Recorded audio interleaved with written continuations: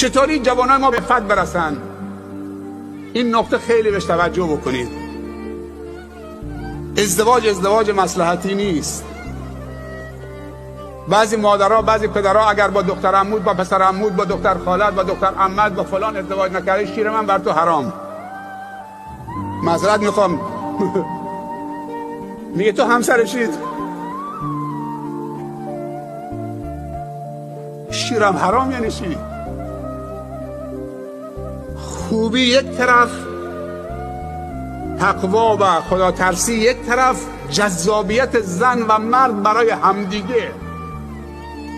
در کنار خوبی و پاکی و تقوا و تدین باید زن و مرد جذابیت داشته باشن برای همدیگه تا عفت حاصل بشه. اگر دختر و پسرمون همدیگه نمیخوان، اجبارشون نکنید. بعد از 3 تا 4 تا بچه خودشون نشون میده.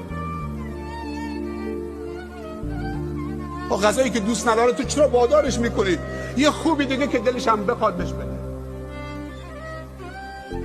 باید برای همدیگه جذابیت داشته باشن. جمال منظورم نیست، جذابیت غیر از جماله، مهر غیر از جماله. شاید از نظر تو زیبا نباشه، جذاب نباشه، ولی برای شوهری که خودشو انتخاب کرده، اونو انتخاب کرده، براش جذابه. اجازه بدید. پیامبر صلی الله علیه و سلم میفرمایند اگر دختر و پسر به قصد ازدواج دارن، بتونن جایی از بدن همدست همدیگه، صورت همدیگه رو ببینن.